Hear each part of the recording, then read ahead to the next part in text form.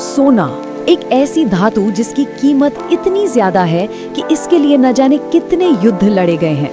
इसकी जो चमक है उसने हमेशा से इंसान को अपनी तरफ खींचा है।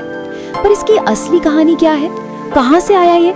चलिए आज सोने की इस अविश्वसनीय यात्रा को समझते हैं। ये सवाल सुनने में तो बहुत सीधा लगता है, लेकिन इसका जवाब उतना ही हैरान करने वाला है।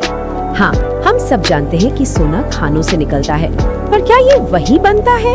नहीं, बिल्कुल नहीं। वो तो कहानी की बस एक छोटी सी शुरुआत है। जी हाँ, सोने की जो कहानी है वो हमारे ग्रह से भी बहुत बहुत पुरानी है। ये एक ऐसी कहानी है जो सितारों और अंतरिक्ष की गहराइयों में कहीं छिपी हुई है। तो चलिए इस ब्रह्मांडीय सफर पर निकलते हैं। देखिए, सबसे पहले तो ये समझना होगा कि सोना किसी फैक्ट्री या कारखाने में नहीं बनता।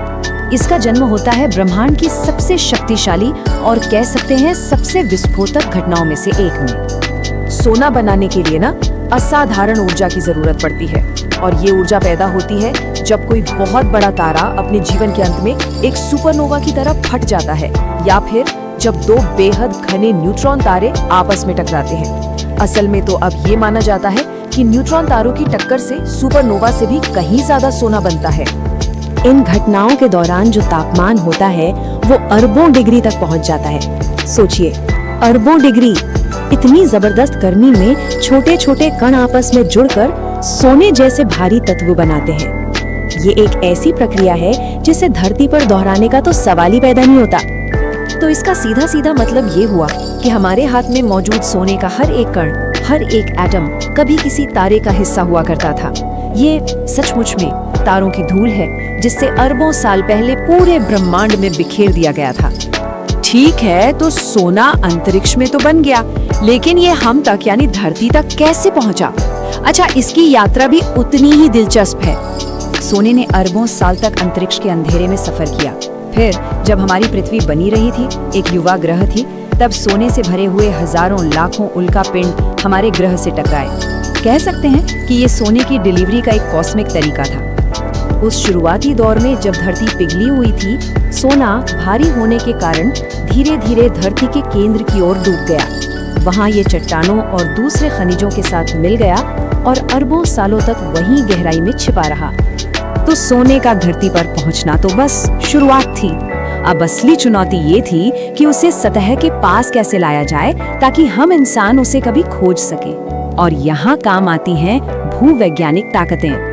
धरती के अंदर की जो गर्मी और दबाव है, उसने गर्म पानी के फव्वारे बनाए। इन फव्वारों ने सोने को अपने साथ ऊपर की ओर खींचा, और जैसे जैसे ये गर्म पानी ठंडा होता गया, सोना चट्टानों की दरारों में जमता चला गया। इन्हीं को आज हम सोने की नसें या गोल्ड वेन्स कहते हैं। और अब कहानी उस मोड़ पर आती है जहां हम इंसानों का प्रवेश होता है। हजारों साल पहले हमारे पूर्वजों ने इस चमकती हुई पीली धातु को खोजा और इसकी कीमत को तुरंत पहचान लिया।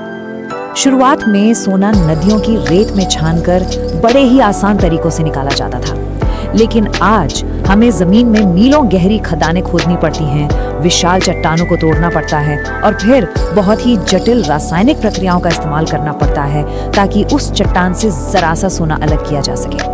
तो ये जो तारों की धूल थी, ये धरती के अंदर से निकलकर आज हमारे जीवन का इतना जरूरी और कीमती हिस्सा कैसे बन गई?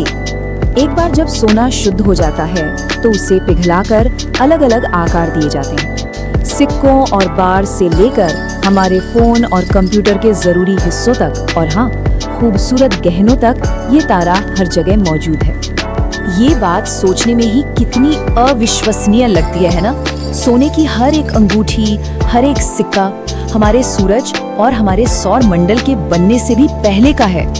ये सही मायनों में समय का एक सच्चा यात्री है। तो अगली बार जब कोई भी सोने की चीज देखें या छुएं, तो बस एक पल के लिए ये याद कीजिएगा कि उसकी कहानी कितनी विशाल और कितनी पुरानी है। वो सिर्फ एक कीमती धातु नहीं है, वो ब्रह्मांड के इतिहास का एक टुकड़ा है जिसे हम अपने हाथों में थाम सकते हैं।